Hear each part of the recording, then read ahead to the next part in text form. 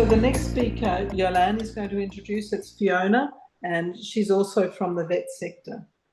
Okay, so let me introduce Fiona Locren. And so Fiona has been around this environment for a fairly long time. We actually worked together in the pharmaceutical industry, and we both did our TAE Cert 4. And now Fiona has a lot of experience working. She's a midwife. She's worked as an RN in aged care on the floor. She's worked as a CNE.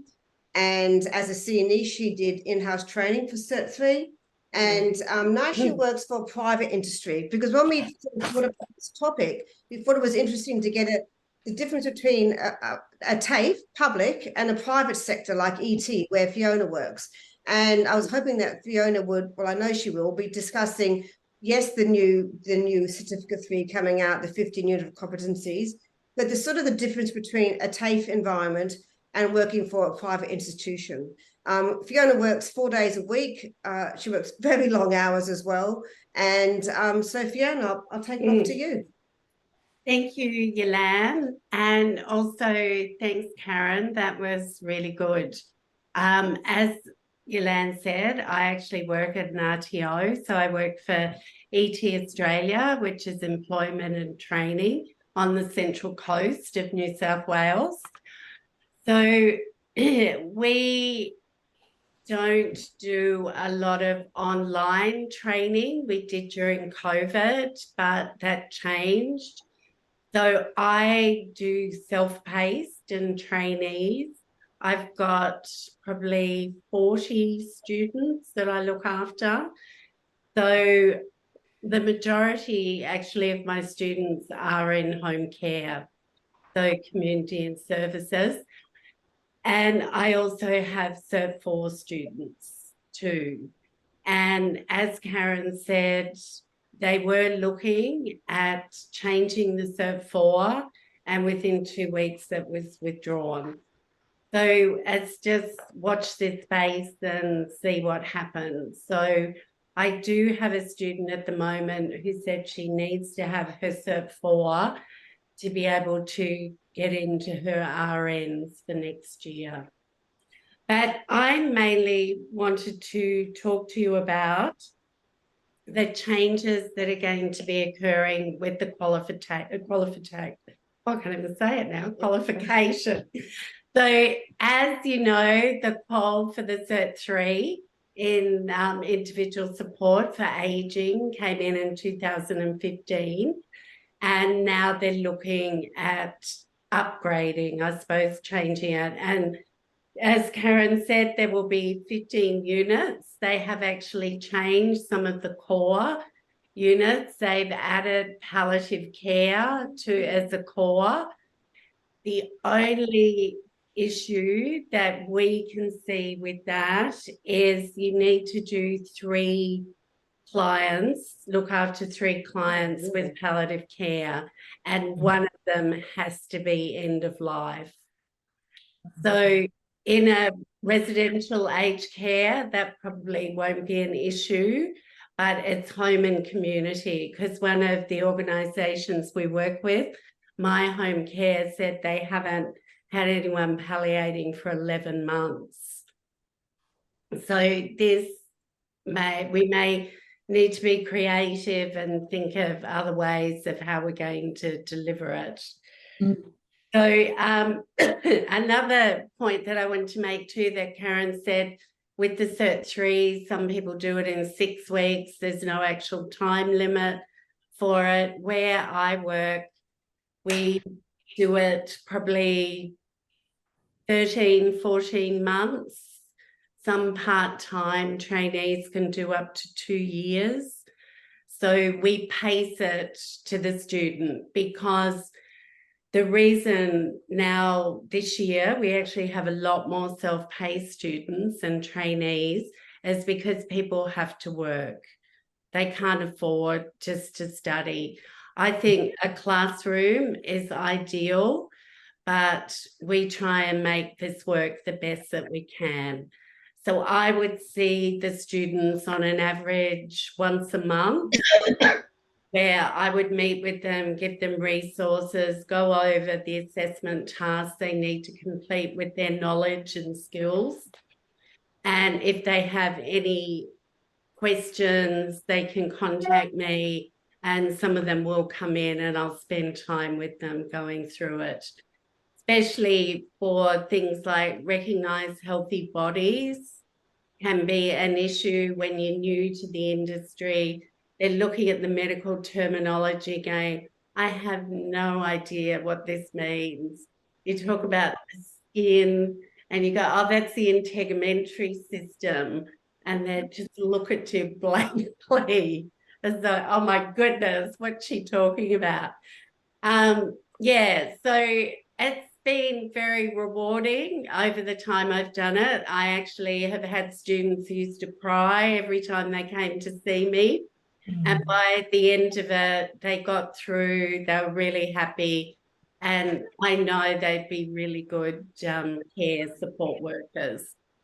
So as far as the new qualification that's coming out for the Cert 3, some of the units will remain unchanged, the units of competency.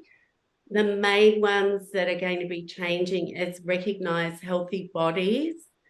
So now the knowledge questions are up to 57 questions. And it is a lot more detailed, the knowledge that you need to know. So we're currently working on this. We were going to implement it at the end of this year, and now we've been given an extension till July next year before we start the new qualification. The other area that's changing is with personal care needs. So they're putting together 2 units, so individual support and meet personal support needs.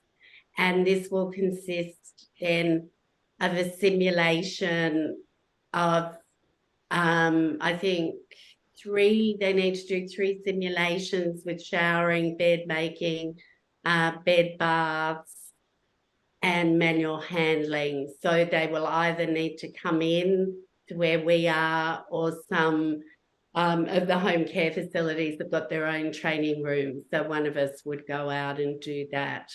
So we're just trying to work out too how we're going to get them all together to spend probably 3 or 4 hours each time to go through it before they can actually be assessed for a competency of showering someone either in an aged care facility or home care.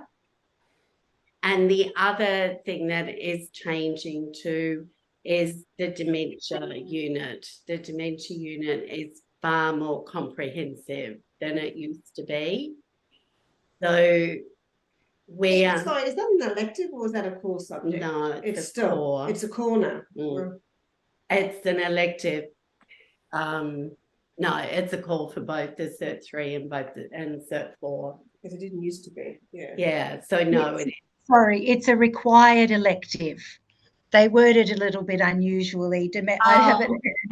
It's one of the required electives. There are 6 electives, 3 are stipulated, and then which is the palliative approach, dementia, and work effectively in aged care. So they might as well be cores. Well, that's right. Then you've got another 3 to choose. Sorry, I'm hoping that's just helpful. I happen to have it really handy on my desk. Okay. No, thanks, Karen. And yes, I was thinking too, like even personal care is not actually a core, meet personal support needs, but it is an elective that you would take, obviously. So it is a compulsory. It's a core now. It wasn't, but it is. Yeah, it wasn't. Yeah. But it is now. No choice. Provide individualised support includes everything that used to be in meet personal support needs, and it's a core compulsory unit for everyone. Yes, I know. It will be now. Yes, it will, with the change. So with having those together. But there are some units that have been introduced that will be quite good, I think. They've got visit, client, residence, and also I have it here for, sorry, I'm just trying to find what it is. So yeah, it's sort of working in aged care. The wellness is the unit. So some of the units are going to be really good. And I have only critiqued or looked at the recognised healthy body unit with the marking guide. So we look at it as like a pathway to doing your diploma or your RNs. So that's what it seems to be. So I am not sure whether, like some of the students that I have, whether they would actually want to continue doing the Cert 3 once they have enough trouble with some of the units now. So this could be an issue that we will need to work out how we're going to get them through. So, and as everybody said, like Vicky was saying too, you know, with needing to have more care staff, and now that they brought the care minutes in, you actually have to have a certain amount of care staff plus RNs working in a facility. So that's changed as well, needing staffing. So That's it. is that it? Times Up, you're gone. Yeah. All right, thank you. Thank you from your perspective, Fiona. That's wonderful. It gives a sort of rounded approach from a public funded perspective and a private provider. We're all going to have to ramp up, aren't we? Yeah.